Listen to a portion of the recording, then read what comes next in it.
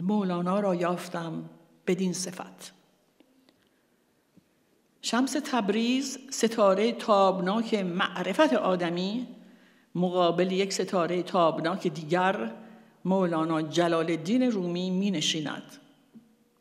دو نیمه مکمل روحی مشترک به خلوت می روند، به معنا می رسند، به رهایی، به وجد، به جوشش و زیبایی، به کلام.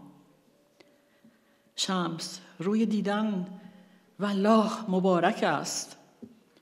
مولانا یار شدم یار شدم، با غم تو یار شدم، تا که رسیدم بر تو از همه بیزار شدم. شمس گم شدن در گم شدن دین من است.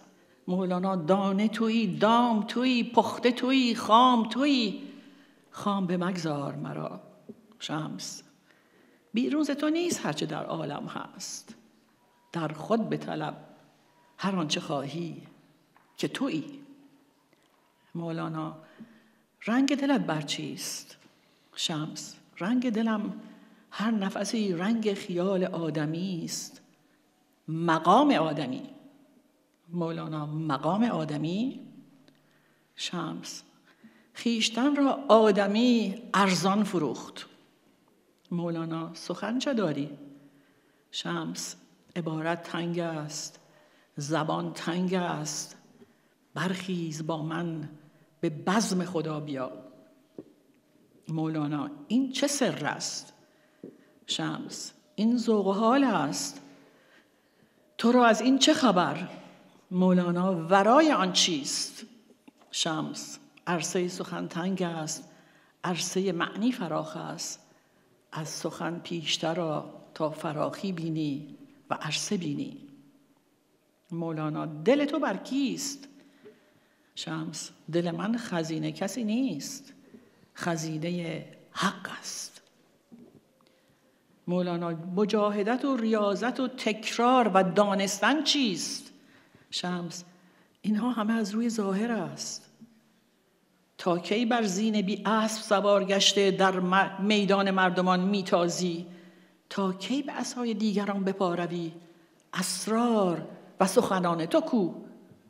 مولانا علم چیست؟ شمس علم آن است که به معلوم رسی.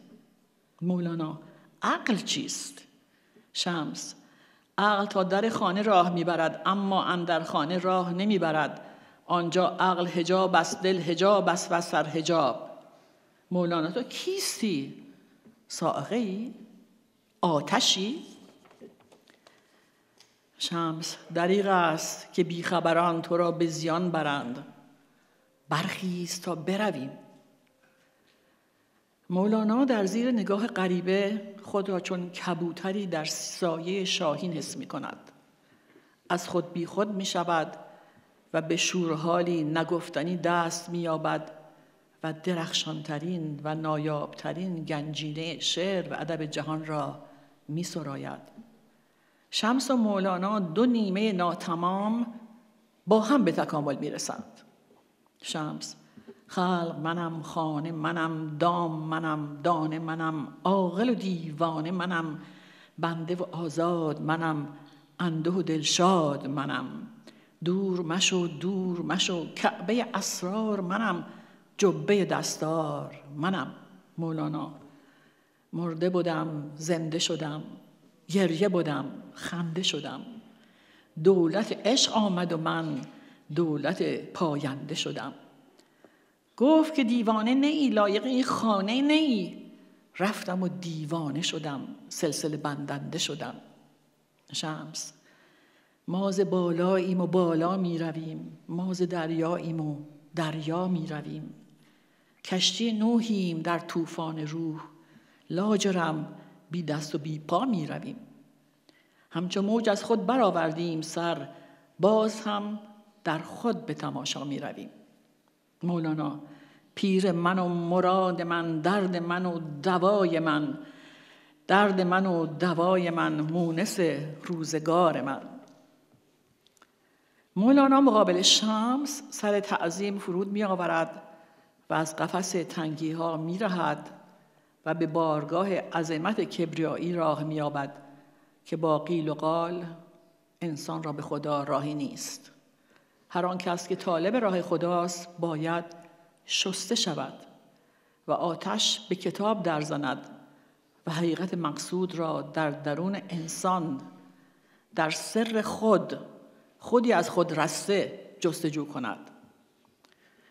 نشانم بی نشان باشد، مکانم بی مکان باشد، نه تن باشد نه جان باشد که من خود جان جانانم.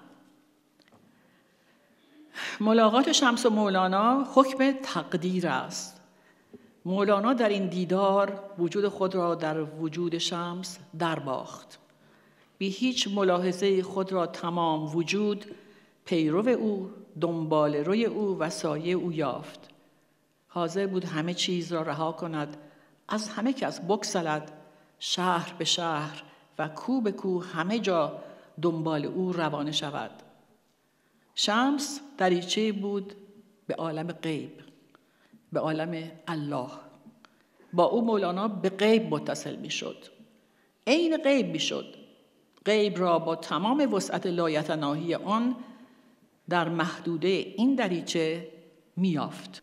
مغلوبیت عقل در مقابل قلب. شاد آمدم از جمله آزاد آمدم.